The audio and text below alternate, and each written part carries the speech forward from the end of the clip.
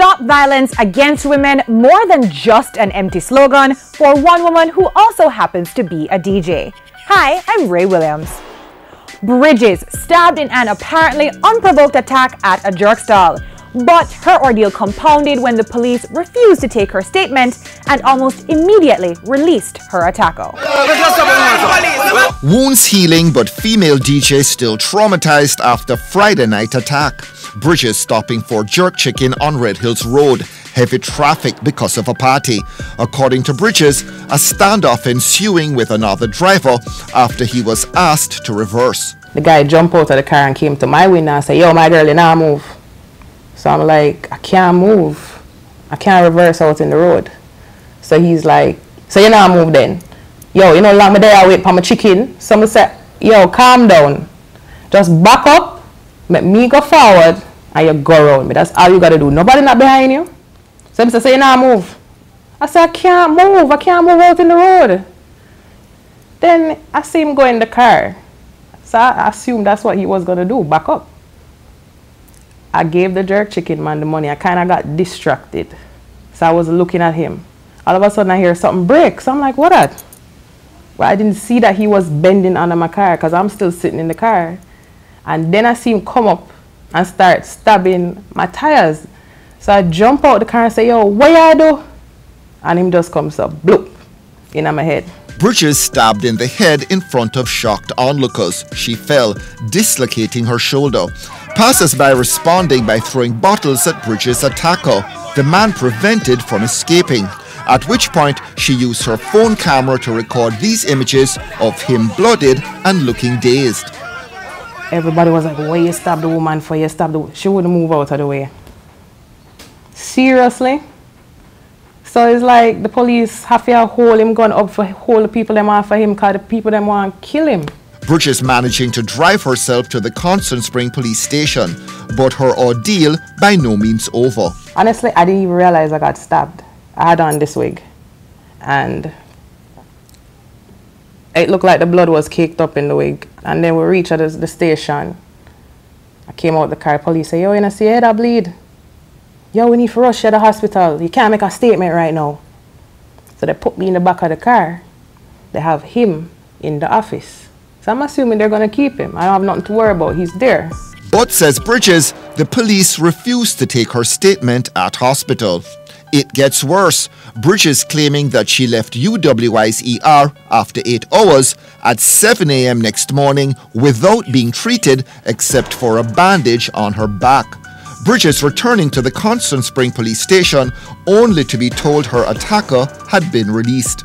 When I went back up to the station, they're going to say, "We released him because it was a wrongful arrest."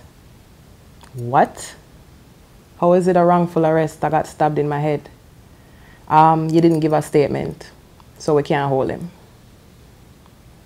Okay, I want to give the statement now. You can't give a statement now.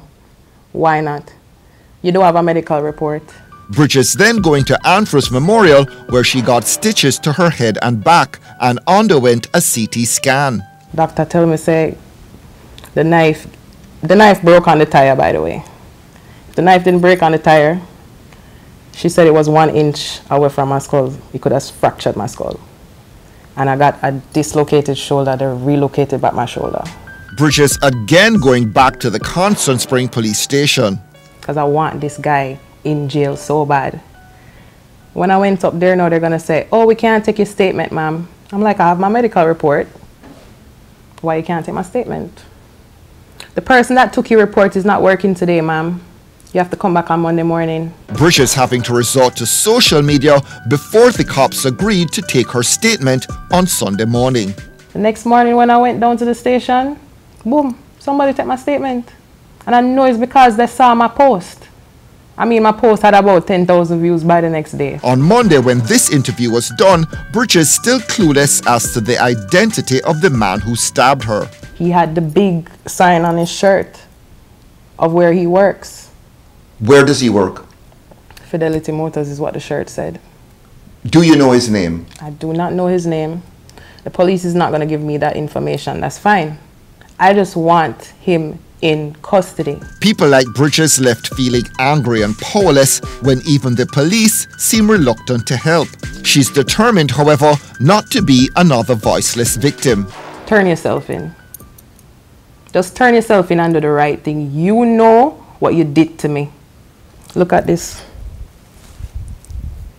This is what you did to me.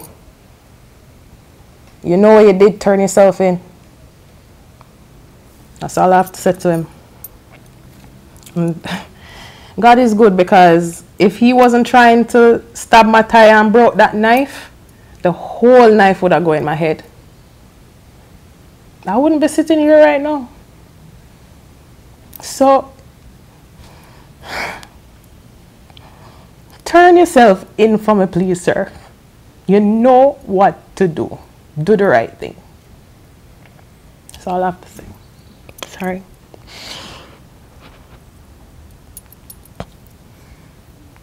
We know that you're suffering the physical result of an attack. Emotionally, where are you right now? I'm traumatized. I feel like I'm in hiding. I'm scared to go on the road. His relatives are threatening me on my social media. Somebody came on my social media and said, Nick, should I kill you? You should have dead. What? I'm scared. And I didn't do anything.